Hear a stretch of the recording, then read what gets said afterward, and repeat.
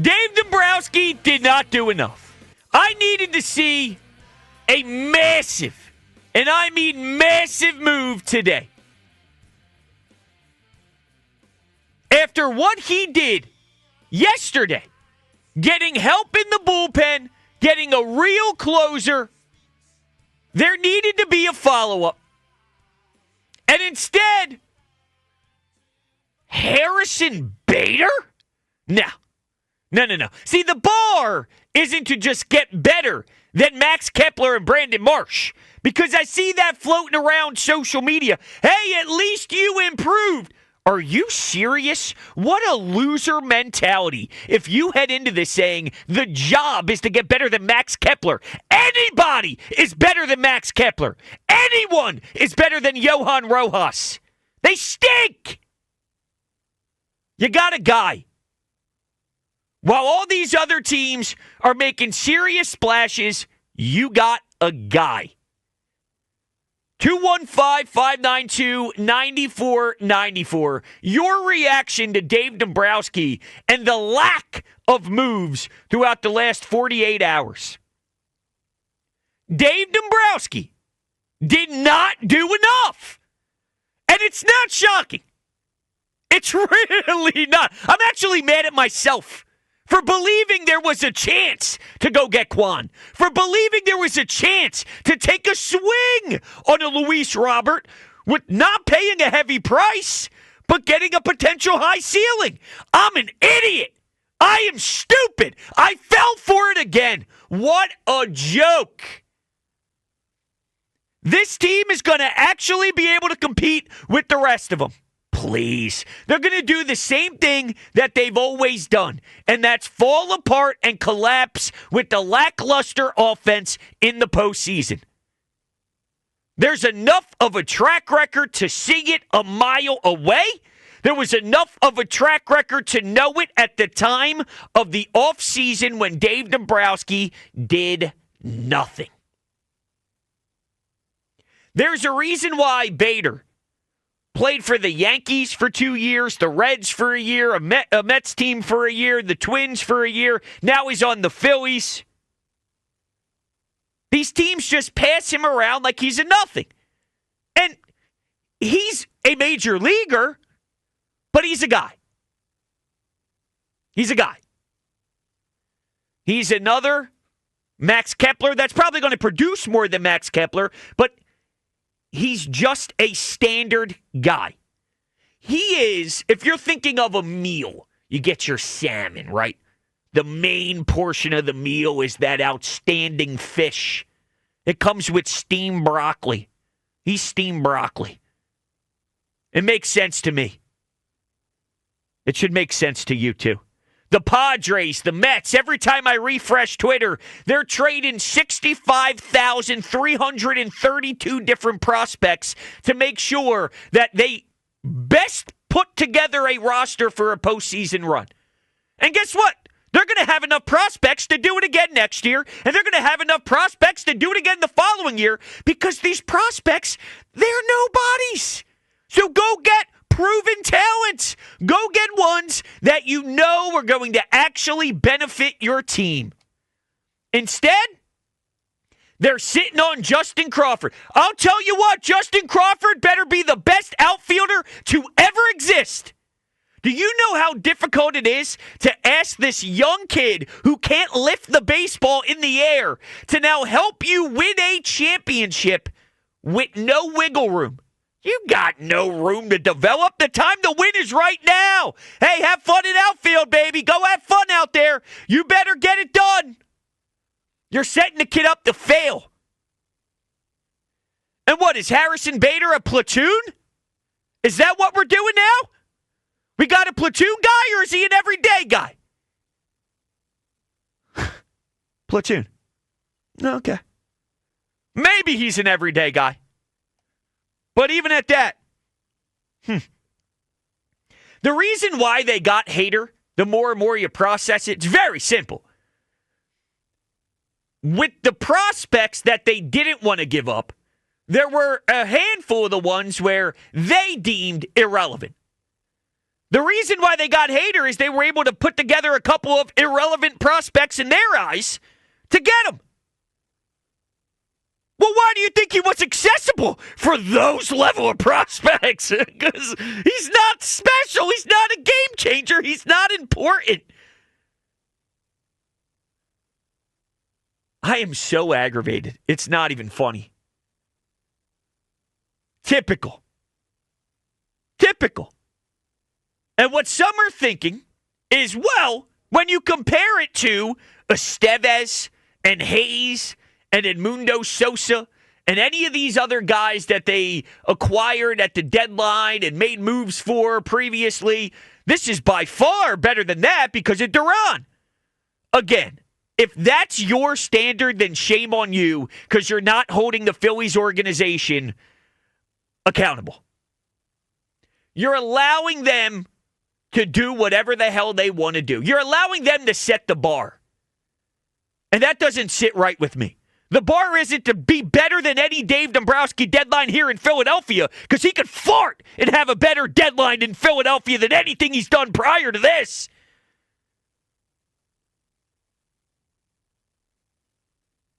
(215-592-9494) I'm so upset. Let's react together. I also want you to hear this audio because there's nothing better than hearing Jim Salisbury on the airwaves. Yesterday he was on with the morning show. Today he was on with the afternoon show. And Spike asked him a question along the lines of, Duran and Bader and is that good enough and sort of how he sees what this deadline was. And at the time of this question, there was still a lot more to go. So maybe there was more to add to the moves. We know now that there wasn't anything, but just so you have an understanding on when the timing of this question happened, there's that info. Here's Jim Salisbury's answer. So here we are. Phils have made two trades. They trade for Duran. They trade for Harrison Bader. The question to you, Jim Salisbury, is, one, do you think they're done? Two, is what they've done enough? Especially in the context of what everyone else has done. It's enough if their core guys, they're big $1 million, or $100 million, $300 million players produce. I mean, there's great track records and resumes in that lineup, and they need those guys to be more consistent. I love the move that they made for the closer. I think it was a gaping, glaring hole. I think it was their number one need, superseding the need for offense, and they went out and got maybe the best closer available, one of the very best in baseball, a dominating guy. I mean, a big, intimidating physical presence who can fire and can move that ball around and has kind of been there, done that. He's got a little bit of postseason experience, but I think he's hungry for more, and I think he's a real difference maker, and it's going to take pressure off a guy like Kirkring, who's pitched well and improved this year, and it's going to take pressure off everybody else and slot them down. So I love that move. To me, that's a move that a team trying to win the World Series makes. Bader is, to me, just a very marginal move. I'm kind of wondering how he fits in. I guess initially maybe a platoon center fielder, but eventually maybe your everyday center fielder or your everyday left fielder. I wonder if something else is coming here as we count it down because I think they could move an outfielder. All right, so a lot of great stuff from Jim there, and I don't disagree with anything he's saying about the closer. You got a bona fide stud and someone who's going to be here for a couple of years, so I do like it from an individual trade view, but when you compare all the other teams that got significantly stronger at the deadline, and then you compare it with the Bader stuff too, and you add that and that layer to the big package of this year's deadline, it clearly comes up small by a large margin. And, he touched on the players that are already here. This is my issue. I know the players already here, based off of the postseason failures, multiple years in a row, they are what they are. Now, they're good, but they only get you so far. I'm done with the thinking of internally the way they do this is certain guys screw their head on straight or they get super hot and they go on a tear for a couple of series in a row, starting with the wild card round, and they don't skip a beat through the wild card, NLDS, NLCS, World Series. Well, when have they ever been able to stay that consistently hot for that many games in a row without their horrendous, vomit-worthy offensive performances? My point is, if you're waiting for the roster and the star power players to make this work because of their greatness, then unfortunately we're not going to win a World Series because they can't. They needed help. They needed serious help. They needed to shake up this roster. They needed to shake up this core. They needed to do something differently with this lineup. That's why they tried to trade Bohm. That's why they constantly flirt out there all sorts of ideas with Nick Castellanos, because they know that. So the fact that they're sitting here running it back and hoping internally that something changes with some of the big fish on the roster, it's not going to change. They are who they are. You need something to go different with an outside source coming in, multiple outside sources coming in to give this whole new life. And they missed the mark. 215-592-9494. That's where we begin on my thoughts. It's going to be a lovely show. I can feel it in my bones. Let's go to the phones. Let's go to Heavy. You're on WIP. Yo, Heavy. Yo, Brodes, what's good? I need help. Dude. Yes? Suarez went last night for three guys who literally, they're not in the top. They traded Suarez for three guys outside the top 100 prospect ranking. And somehow the Phillies couldn't get a deal done for him. What scared them most likely? What scared them? Heavy. He was the best player on the market. Yep. He would have put you over the top, clearly. And it just goes to show how Dave Dombrowski has thought about this team pretty much since the signing of Trey Turner. That this team is good enough and will just turn it on when moment hits, and for some reason he still feels like that, and I really don't get it, because they literally since the end of 2022 they haven't turned it on when they needed it. And you look at the players on this roster who have just been consistently bad pretty much since at least the second half of last year, who are just clearly not good players. And he just continues to think, these guys are going to turn it around, and they'll show up when we need them to. And I just don't understand it. And it's nice they got Duran. You know what? 80% of their bullpen still stinks. Okay. I don't know what you think they're going to do with Harrison Bader. He's just like another Max Kepler. He's just like another Brandon Marsh. He's not. They if you look at wins above replacement, they have the fourth worst outfield in the entire major leagues. If it wasn't for they're the only team that's in the top of either leading or second in the division, except for the Padres, that have non-pitchers that have a complete negative wins above replacement. And thanks, Heavy. I appreciate the call. Yeah, the one part with the Suarez thing that I want to chime in on real quickly is I think what scared them is the fact that compared to other options, like we're talking about with Duran and like we're talking about if they would have went after Quan, is the years left on the deal. So if they did not want to go in a direction where it was a rental, even though the package would have been smaller, knowing that there's no more years left on the deal and that person could walk and hit free agency and go elsewhere afterwards, then in theory you don't have to give up as much when the alternative is someone who has 2 years left of control or 3 years left of control. Fine, then don't go get Suarez. Don't go get him. But go get Quan. Think about Quan at 27 years old with team control and the fact that you can slot him in batting leadoff, have Trey Turner batting second, so you can have these two guys flying around the diamond nonstop, constantly causing all sorts of traffic. And by the way, Bryce Harper and Kyle Schwarber are then threats right after that.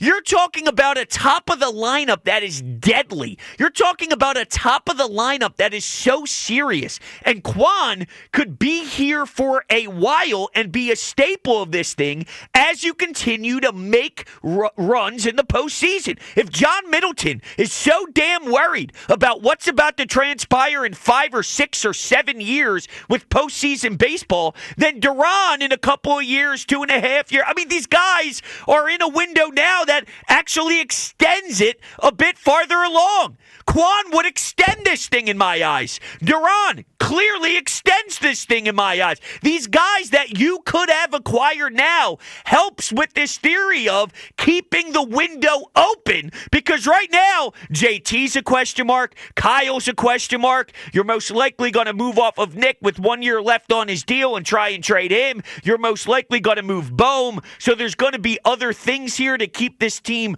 lighter with youth and younger players potentially based off of how they replace those guys. So it can only help extend this so you can get your precious little finances where you want, John Middleton, which is people spending money to put their asses in the seats, because that's all you care about. You don't really care about winning the damn championship, or else you would have went with the killer mentality at this deadline. I would have seen more of a purpose. I would have seen more of a sense of urgency if you really wanted to make this thing happen. But there's a way to tie a bow on this where you get both. You get a real serious chance to be a contender and compete and put this team in a better position to fight for a championship, and you can expand your cute little window so people will spend money and go to Citizens Bank Park and you could be thrilled. You could have done both. But instead, it's nope, let me hold on to every little tiny prospect who, majority of them, will never touch real, legitimate Major League Baseball. You know, I asked the other day who actually panned out with the Phillies over the years. People were saying J.P. Crawford. J.P. Crawford did hit. He's never made an All-Star game. He hits .260, and he's a nice little player. So you're standing and putting your hat on J.P. Crawford as an organization. Well, that's somebody who technically worked. If you can't survive letting a J.P. Crawford go, who again is a nice player, hits about .260, fine. But if you can't replace a J.P. Crawford, and that's one of the first names that come to your mind as a recent player that hit, then your prospects don't hit.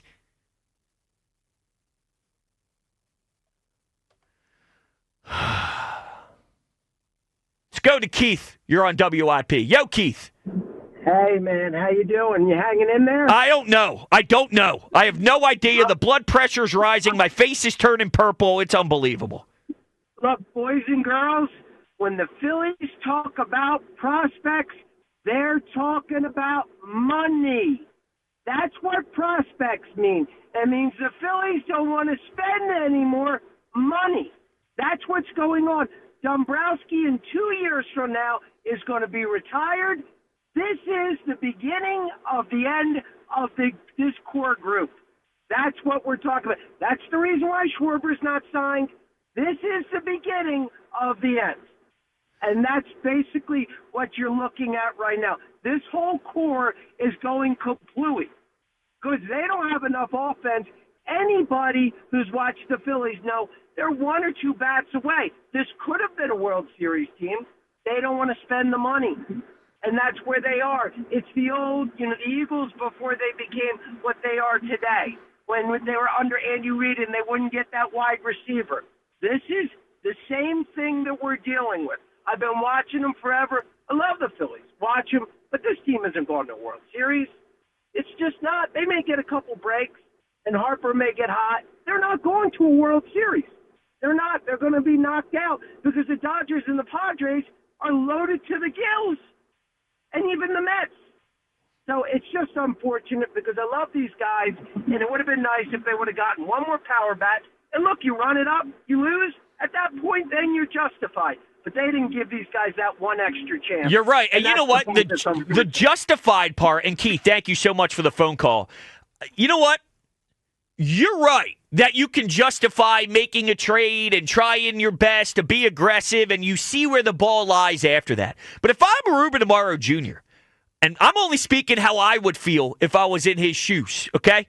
Because he obviously did a lot of things to improve this team when he was in the chair, and he gave us opportunity after opportunity after opportunity. Now, we know how things fell each postseason, and unfortunately, we couldn't get over the hump and get another one, but I will never fault the attempts of Rube. Sure sounds like John Middleton does. The disrespect that John Middleton is throwing out there on Jason Stark's podcast and when he met with the local media a couple weeks ago, as if he's throwing shade in the direction of Rube for the legitimate attempts he made to put this team in the best position possible to try and win a World Series. It's insanely disrespectful, acting as if Rube was off base, acting as if that's the wrong way to do it, acting as if he was making stupid baseball decisions because they couldn't win even though they sold off assets to try and win. But the truth is, what Rube did was 1,000% correct. Go get the stars. Go get the big players. Go get the massive, big-time MLB stars. And from there, we'll see what happens. But the gig, before knowing the result, is to put these guys in the best position possible to win. We don't know if they'll win. Put them in the best position possible to win. They didn't. And I'll expand further on Dave, because the caller just brought up him being retired, which I've always thought he was 1 foot in, 1 foot out based off of the Nashville stuff.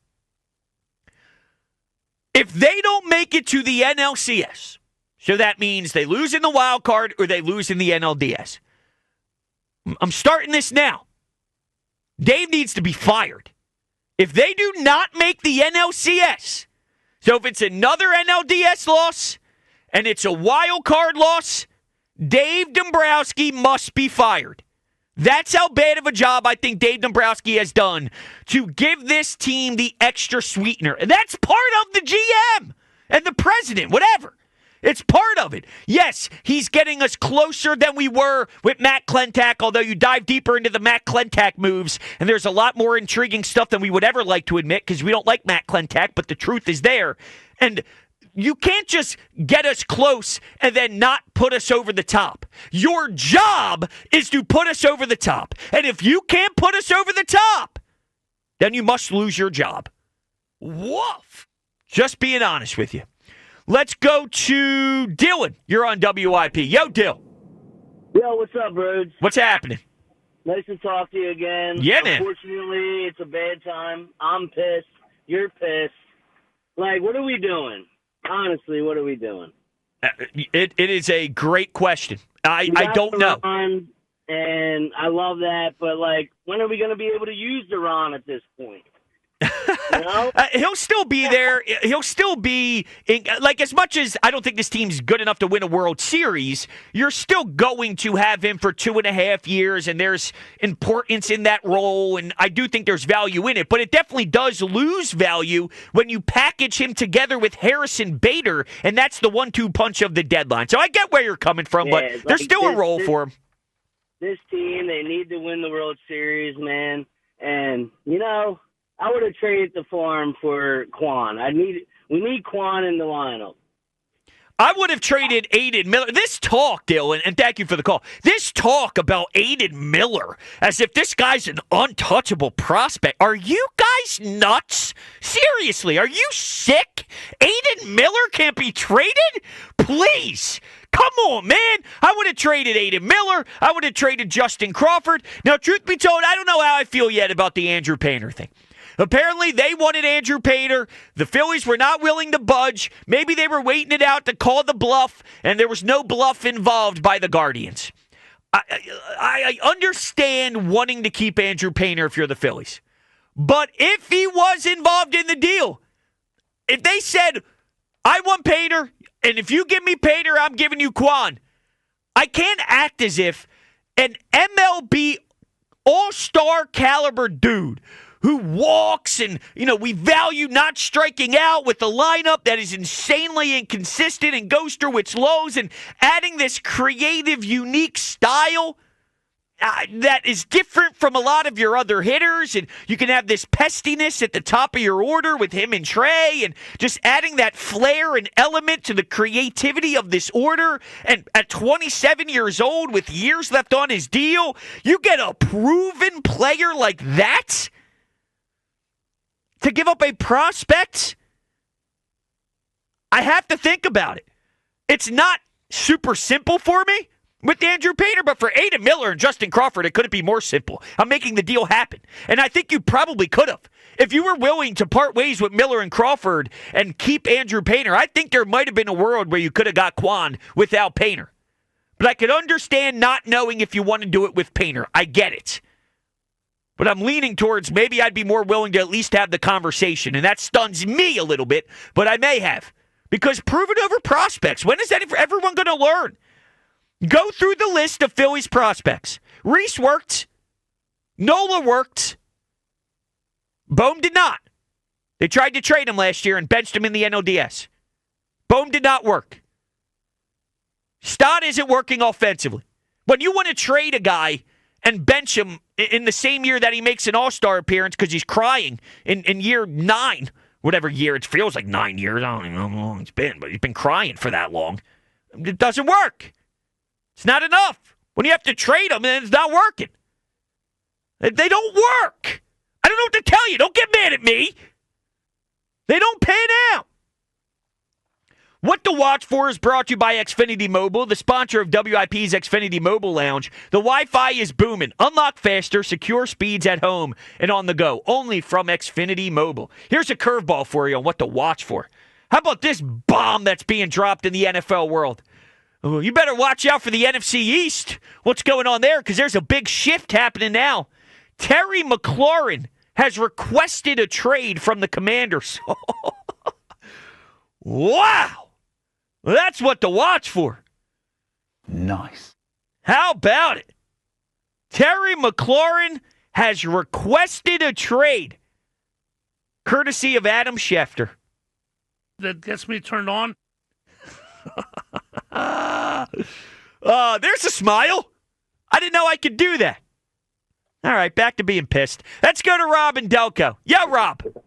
Rob, let me tell you something. Before I go off on my tantrum, screw the Surfside tonight, bro. After I heard the sloppy seconds that we got with Harrison Bader, no offense, could be a good guy. We could go out drinking and having wings with him. I don't freaking want him in left field, bro. Screw the Surfside. You know what I went right to, bros, when I stopped at the store? What's that? Back in the day, I'm 52 now, bros. This is our drink back in the day because it was dirt cheap. I got some Mad Dog, bros. I went straight to the Mad Dog. I got grape flavored Mad Dog. Oh, I'm going to pound one of those tonight, dude. okay? I thought you were going to hit me with maybe an Old English Colt 45. English 800. Yeah, they were all, for the pickings. But I went to the Mad Dog because I had some good memories with that back in the day. You know what I mean? Some I can't remember fully, but I know they were good memories. So yeah, I'm sure. Screw the Surfside. I'm going right to the hard stuff because you know what? You know what Dave Do-Nothing Dombrowski is? He's not Howie. Howie, go get me Terry McLaurin. Go get him, Howie. He probably will, too. By the time this show's over, it'll be a Howie Roseman appreciation show and Dave Dombrowski get out of town show.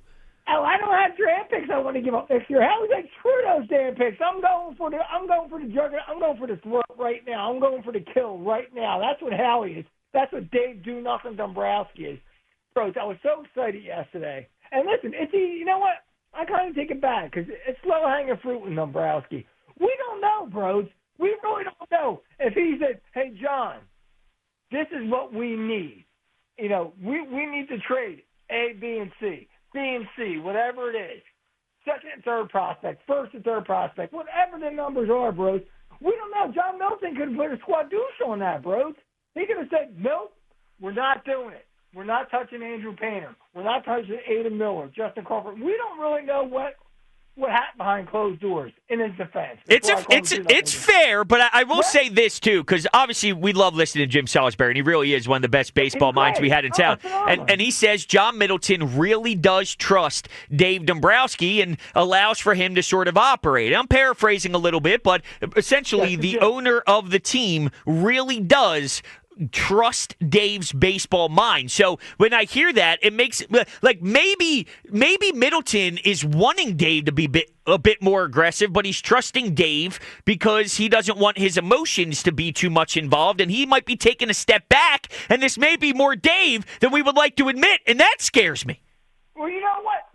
Howard's got the golden set between his legs, and that's what Dombrowski doesn't have. He doesn't have them, Brodes. He's not willing to do it. We got Austin Hayes on steroids in left field now. We got Slop in center field, and we got Lowen away in right field. That's a playoff outfield that we're going to go into the postseason with.